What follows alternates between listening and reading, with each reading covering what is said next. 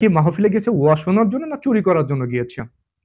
যশোরে একটা চাঞ্চল্যকর ঘটনা ঘটে গেছে। আজাহারি হুজুর আপনারা চেনেন, যে বাংলাদেশের জনপ্রিয় ইসলামী বক্তা। আজাহারির মাহফিলে গিয়ে স্বর্ণালংকার, মোবাইল, বিভিন্ন জিনিসপত্র হারিয়েছে। এমন ৩০০ জন লোক, ৩০০ জন ভুক্তভোগী যশোরের কোতোয়ালি মডেল থানায় জিডি করেছে, অর্থাৎ মামলা করেছে তাদের হারিয়ে যাওয়া মালগুলো বা চুরি হয়ে যাওয়া মালগুলো ফেরত পেতে। মোবাইল হারিয়ে গেছে। বলেন যে এখানে একটা প্রশ্ন আসে যে এরা কি বলা যায় না, এরা কি বলা যায় না যে এরা কি চুরি করতেই ওয়াজ মাহফিলে গিয়েছে?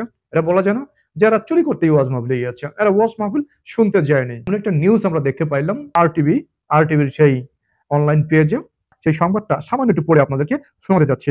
যশোরে আজাহারি মাহফিল ঘিরে ৩ শতাধিক জিডি। যশোরে আজাহারির মাহফিলকে ঘিরে ৩ শতাধিক জিডি হয়েছে। আচ্ছা, জিডি কেন হয়েছে? যশোরের ডক্টর মিজানুর রহমান আজহারির ওয়াজ মাহফিলে গিয়ে মোবাইল ফোন, স্বর্ণালংকার ও বিভিন্ন জিনিসপত্র হারিয়েছে অসংখ্য মানুষ। মোবাইল ফোন, স্বর্ণালংকার ও বিভিন্ন জিনিসপত্র হারিয়েছে অসংখ্য মানুষ। ঘটনার পর থেকে থানায় ভুক্তভোগীরা জিডি করতে রীতিমতো লাইন ধরেছে। এ পর্যন্ত প্রায় ৩০০ জিডি হয়েছে যশোর কোতোয়ালি মডেল থানায়। শনিবার ৪ঠা জানুয়ারি সকাল থেকে যশোর কোতোয়ালি মডেল থানায় বিকেল পর্যন্ত ৩ শতাধিক জিডি হয়েছে। সংখ্যা আরো বাড়বে বলে আশা প্রকাশ করেছে সংশ্লিষ্টরা, মানে থানার যে কর্তব্যরত অফিসাররা, তারা আশা প্রকাশ করেছে যে এই সংখ্যা আরো বাড়বে, ৬০০ হয়ে যেতে পারে। কারণ কি, যে আরো লাইন আছে পিছনে।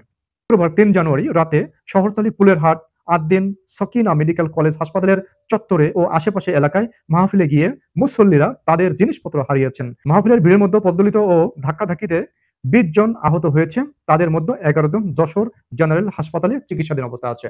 তাই অবস্থা কিন্তু মেচাকার অবস্থা হয়ে গেছিল, যা বোঝা যাচ্ছে যে ২০ জন মানে পদদলিত হয়ে গেছে। মানে ধাক্কাধাক্কিতে মানুষ মনে হয় প্রচুর মানুষ হয়েছিল।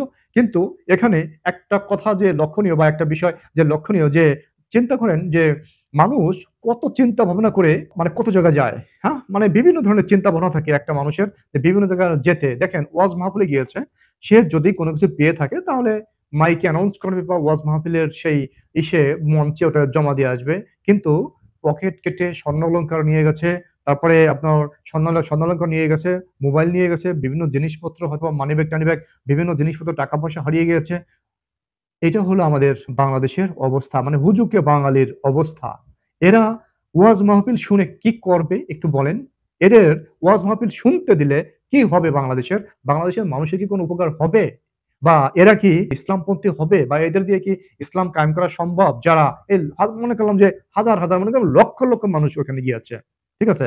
লক্ষ, লক্ষ মানুষের মধ্যেও দেখা যায় কি যে এখানে যারা চুরি করেছে, অনুমান করা যাচ্ছে প্রায় ১,০০০ মানুষের ক্ষয়ক্ষতি হয়েছে। প্রায় ১,০০০ মানুষের।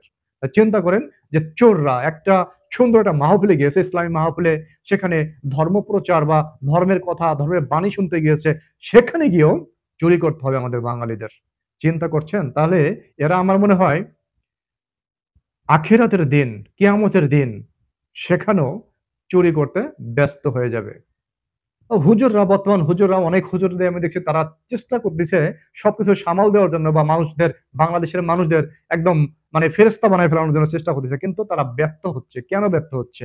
সেই আজাহারি হুজুরা তাকে ভালোবেসে তার ওয়াজ শোনার জন্য গিয়ে সেখানেও গিয়েও চুরি করতে হবে বাঙালির। এখন যারা ওয়াজ মাহফিলে যাবেন সাবধান হয়ে যান।